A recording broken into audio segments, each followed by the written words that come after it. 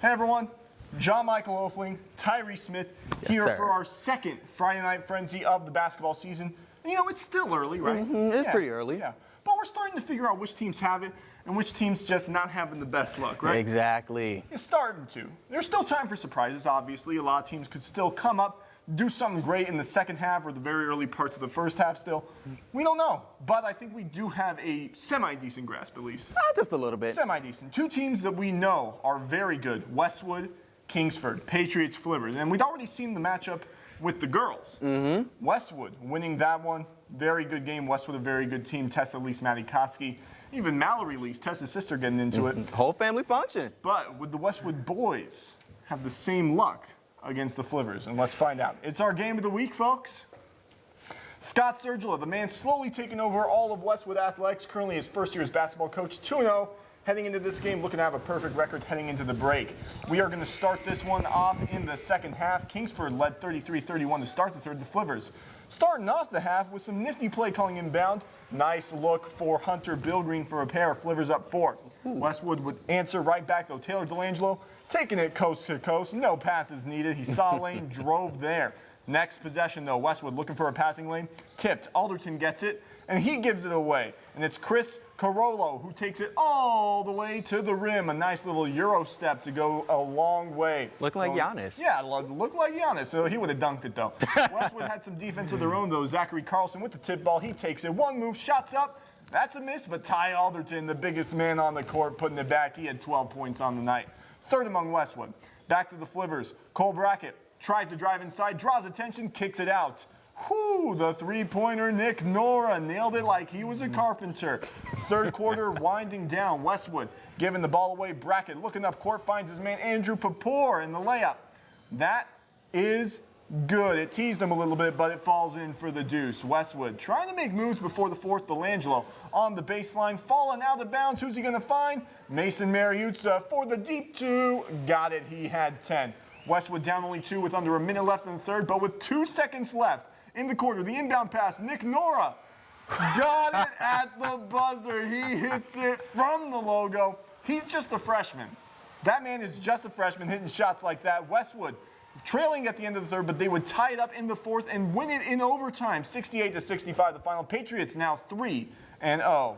Wow. Definitely didn't expect that one. Right? That's definitely highlight of the night. Hey, Taking a look at some other scores from around the UP. Norway hosted Iron Mountain, but Foster Wonders, Marcus Johnson, Bryce Pietrantonio, Caleb Ivasovic, Hines and company were just too strong.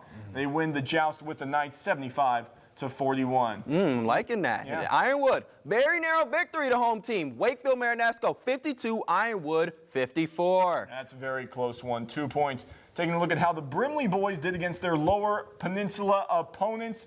And they did swimmingly, actually, did Brimley, defeating Mackinac City 55-52. Good win, guys. Really like to see that. I like it. And in Manistee, the Emeralds couldn't handle the high-octane Model Towner defense. Manistee to just 32 in their loss to Gwynn, 48-32 the final. But now we're going to move on to some more highlights for you. Tyree, take it away. Appreciate it, my man. Everybody, Lance Purple Hornets hosting the Baraga Vikings. We're going to start off into the first quarter. Lance leading 13-8. Jacob Ladia, he's going to pass to Eli Oystermeyer before he gets out of bounds for the layup following possession for Baraga. Still, Jonna Drew, he's going to hit the quick jumper, making it Lance's 5-point lead. They're still leading, but it's a competitive early on into the second quarter. Alex Kissel wastes no time as he drives it for 2 points. Hornets now lead 20-12. But Vikings, they were good on offense early on as still John Drew. After this, is going to go ahead and do so much work. I'm liking what I'm seeing here. But later on, Baraga going to get down the court, and this is going to quick a Steph Curry-like three-pointer. Where are they doing this at? I didn't know they did this around the UP. He did that all night, truly consistent. Deshaun Allen may have missed, but Paul Jacobson got his teammates back as he's going to go ahead and makes that two-pointer for him. Lance pulls away in the fourth to win 64-51. Name's Paul Jacobson. That's Nagani's athletic director. Bart River Harris, the Broncos hosting the Stevenson Eagles. Broncos What are they going to do? They get the rebound and they pass it all the way around until Johnny Robinette gets it in with the nice layup. On the ensuing possession, the Eagles get a nice three-pointer to go swish. You like that sound. You love it. Just a few points later, and the Broncos trying to be aggressive by the rim as Joyce Stein gets the pass from Carter Zawacki and scores the deuce. Game was really back and forth all night like a tennis match. Later in the game, Bryce Kihu gets the rebound and drives the length of the court, passes to Taylor Manette, who gets the layup to go for him. But the Broncos, they were feeling it tonight. They were trying to be the most dominant team, especially in the paint. Lots of passing, a missed three-pointer. Right here, you're going to see that. Oh, no good. But it doesn't matter. Trenton Woodkishik would give the Broncos the score just moments later. Both sides also played great defense. The Eagles would grab the steal. Bryce Kihu gets the long pass and makes the layup and draws the foul and one. Kobe, you like it, but it wouldn't be enough. Bark River Harris wins at home 47-40. I like what I'm seeing, but now we're going to take a look at some more scores. Menominee went over to their neighbors in West Mississauga, but they couldn't come away victorious. The Maroons fall to Wisconsin 77-54. You hate those losses to Wisconsin. Unfortunately.